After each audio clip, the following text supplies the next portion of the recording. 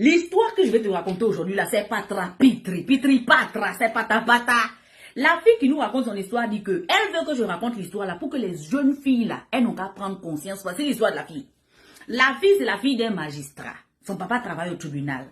Donc, quand elle a eu 16 ans, là, son papa a eu des problèmes au tribunal là-bas. Donc, on l'a d'abord licencié. Donc, le monsieur ne faisait plus rien et c'était chaud dans leur famille. Vu que sa maman n'a jamais travaillé, la maman, quand elle a vu que le monsieur ne travaillait plus, elle a dit au monsieur que, ok, ça ne fait rien. Je vais vendre au marché pour aider ma famille. Ça ne fait rien. Vu que c'est pour un moment, je vais vendre au marché.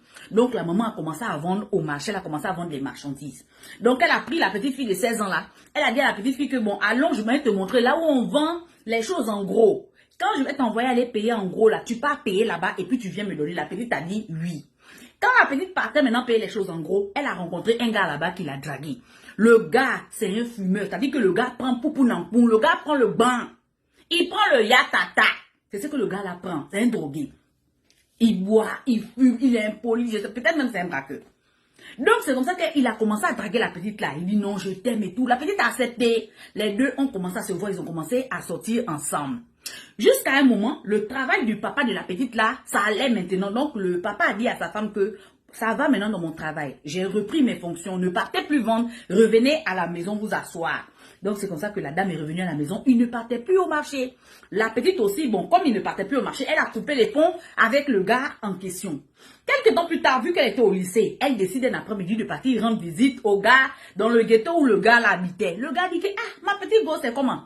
Ça fait longtemps que je te vois plus, tu ne viens plus. Elle dit oui, on ne vend plus ici parce que ça va maintenant chez mon papa, on a arrêté. Le gars dit mais j'ai perdu ton numéro de téléphone, redonne-moi ton numéro. Elle a redonné le numéro au gars. Elle a continué avec la relation avec ce gars-là, mais le gars la frappe jusqu'à il l'a frappé, il insulte de tous les noms parce qu'il boit, il fume, il braque, il fait tout ce qui est mauvais. Donc la fille supportait. À un moment donné, la fille demande le gars l'argent. Genre, faut me donner un peu l'argent. Elle essaye maintenant de demander l'argent au gars. Le gars dit que lui n'a pas, qu'il donne pas. Donc voilà comment elle invente au gars maintenant. Elle dit maintenant au gars que voilà, je suis enceinte de toi. Le gars dit, hein, si tu es enceinte, faut garder. Elle dit non, je peux pas garder oh mon papa, je peux pas garder. Faut me donner l'argent, je vais faire sauter. Le gars dit, Elle dit oui. Le gars lui donne l'argent. Quelques temps plus tard, quand elle prend l'argent du gars, donc elle disparaît. Et son papa aussi remarque que son attitude est un peu changée. Genre, façon, elle connaît maintenant les hommes, tout ça. Donc son papa la fait asseoir. Son papa lui dit que, écoute-moi bien, tu es une jeune fille.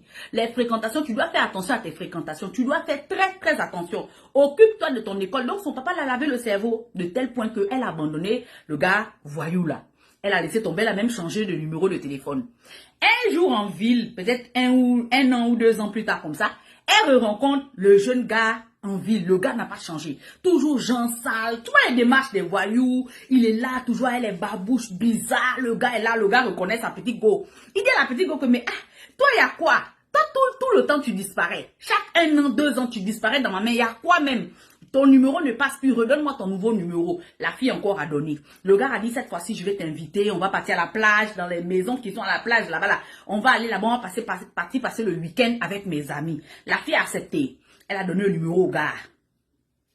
Le gars l'a appelé le jour de partir à la plage. Les voilà partis tous à la plage en groupe. Ils ont pris un appartement meublé là-bas.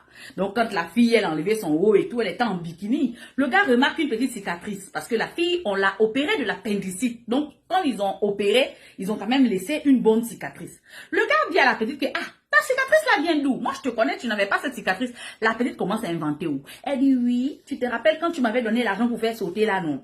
Tu te rappelles, non? Je n'ai pas fait sauter oh. J'ai gardé l'enfant là, j'ai accouché. Donc c'est la cicatrice de l'accouchement là qu'elle a. Le gars dit, donc je suis papa. Elle dit oui, tu es papa. Le gars dit, montre-moi la photo de l'enfant. Tu m'as jamais montré, tu m'as jamais dit rien. Donc elle, sa petite cousine avait accouché. Et l'enfant a au moins 1 an et demi comme ça là. Donc elle a montré la photo de l'enfant de sa petite cousine. Elle dit voilà, c'est ton enfant qui est là.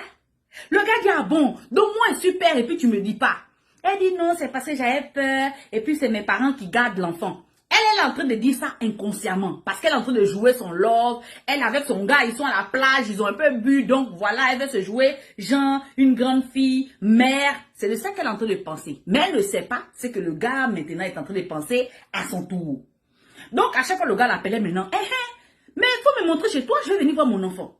Faut me montrer chez toi, je lui dis, le gars appelait tout le temps, la fille raccroche. Quand le gars parle de ça, la fille raccroche. Elle fouillait même déjà le gars parce que le gars parlait que de l'enfant, maintenant que faut me montrer maintenant mon enfant. Je vais aller reconnaître mon enfant, même si vous avez mis un autre nom là-bas là. Je vais aller reconnaître toujours mon enfant à la mairie. Donc le gars ne parlait que de ça. Quand le gars appelle, la fille raccroche. Le gars a dit, ok, il n'y a pas de problème. Sur WhatsApp, il a activé la géolocalisation, je ne sais pas comment il a fait ça. Hey! Il a localisé la fille là où la fille habite. Un après-midi, la fille assise à la cour avec sa maman. Vous connaissez les enfants des grands types là, les enfants des tétés, les enfants des gens qui ont un peu, ils sont toujours dans les grandes barrières, le gardien. Elle est assise à la terrasse en train de chiller avec sa maman. Elle voit son gars qui rentre à la terrasse. Elle se lève, elle court, elle fouille. La maman se lève genre, mais c'est qui le gars genre sale, bizarre qui rentre là? Donc la maman demande au gars que, mon fils, qu'est-ce qu'il y a? Il y a quoi? Vous venez voir quelqu'un? Le gars dit, oh la vieille, laisse ça la vieille. Moi, je suis venu voir mon enfant. Aïe, ouais. Vous êtes là, vous gardez mon enfant ici. Jean, vous le prenez en otage comme moi, je suis rien là. Vous gardez mon enfant ici. Moi, je suis venu voir mon enfant moi-même. Aïe, c'est mon enfant. La fille là, tu vois ta fille là dans ta bordelle de filles là. Elle là, c'est la mère de mon enfant. La femme l'a fait, hein? Je rêve ou bien quoi? Moi, ma fille que j'ai bien élevée, non, peut-être que vraiment le gars qui est en face de moi là, peut-être qu'il a vraiment fumé parce qu'il ne peut pas me parler comme ça. Il ne peut pas me parler comme ça. C'est pour ça que la dame appelle maintenant sa fille. Ma fille, viens. Celui qui est là, tu le connais? Maman, oui, je le connais. Je voulais t'expliquer quand on vendait au marché. Sécurité, le gars là, mets-le-moi dehors. Il n'y a pas d'enfant ici, c'est quel enfant vous parlez? Ma fille n'est jamais tombée enceinte, vous me parlez de quoi? Sécurité, viens me ramasser celui-là, tu me mets son corps dehors. C'est comme ça que la sécurité est venue prendre le gars. La sécurité a jeté le gars dehors. Le gars dit, ok, il n'y a pas de problème. C'est comme ça que vous voulez faire ça, non? Il n'y a pas de problème, je vais vous la faire. Le gars est parti. 3 jours plus tard, le gars revient bien chargé avec ses amis de la rue là. Eux tous, ils ont fumé. Cette fois-ci, le vieux était là. J'ai dit, bastonnade, ils ont bastonné le gardien. Le gardien a eu coup battu. Ils ont fait clé 14 au gardien, il a dormi en même temps. Il s'est allongé là-bas et talé langue dehors. La langue du gardien, c'est quoi? Tu vois comme dans les dessins animés, quand on te tape et puis tu dors, et puis la langue tombe, et puis il y a les étoiles qui tournent. J'ai dit, le gardien a dormi là-bas. Oh, il dormait. Le groupe des enfants là, eux tous sont rentrés dans la maison du monsieur là. Et voilà maintenant, le monsieur se lève, genre que c'est quoi ce tapage là? Le gardien où? Le gardien lui dort là. Oh, on l'a déjà guingué, on l'a mis ça. Le gardien dort. Donc le monsieur se rend compte que le gardien est en train de dormir parce qu'on l'a bastonné. Et comme c'est un monsieur, il est magistrat. C'est un monsieur qui a de la carrure. Donc le monsieur se met debout, genre il n'a pas peur. Il demande aux jeunes que comment je peux vous aider? Dites-moi, qu'est-ce que vous faites ici? Le jeune maintenant, le jeune lui il a fumé, c'est un enfant de la rue, lui il n'a rien à foutre à l'heure là. Faut voir comment le jeune est en train de te parler au monsieur magistrat là-haut. Le vieux, toi tu sais, toi en fait le vieux, moi il t'a expliqué, tu vois non le vieux. Moi mon enfant ici dans votre maison, vous prenez mon enfant, vous mettez vos noms, et puis moi maintenant quand je suis rien là, le vieux, et là, nous là, hein, le vieux, c'est qu'on est venu faire ici là. On est venu pour prendre l'enfant, pour partir l'enfant à la mairie, pour aller mettre nos noms sur l'enfant. Et puis nous, on est venu soulever l'enfant pour partir l'enfant chez nous. Le vieux dit, hein. Je rêve. Je rêve. Le vieux est serein. Le vieux est serein. En même temps, il garde sa sérénité. Le vieux dit que je rêve. De quel enfant vous me parlez là? Non, le vieux, tu vois, non. Toi, ta fille et moi là, elle c'est ma chérie. Elle sait, je sais. On a fait l'enfant ensemble. On a fait l'enfant ensemble. Mon enfant est là. Elle m'a montré photo de l'enfant là. Le vieux, qu'on fait sortir l'enfant là? Nous, on va partir à l'enfant. Le vieux appelle sa fille maintenant pour dire que viens. Qu'est-ce qui se passe ici? Explique-moi. La fille dit, papa, quand on vendait au marché, la fille explique tout maintenant. Comment elle a fait pour mentir. Le papa dit que je suis très déçu de toi. Écoutez-moi bien, jeunes gens. Je vais vous dire à qui vous avez affaire maintenant. C'est moi, magistrat tel, au tribunal de tel. Voilà ce qui peut se passer. Je vous donne 2 options. Soit vous partez, vous ne revenez plus jamais. Ou soit maintenant, j'appelle l'équipe. Et mon équipe va descendre ici avec la police. On vous rapatrie tout de suite direct à la prison centrale. Aucun jugement. Prison à vie, c'est-à-dire personne ne sait même que vous êtes rentré en prison. Vous prenez quelle option?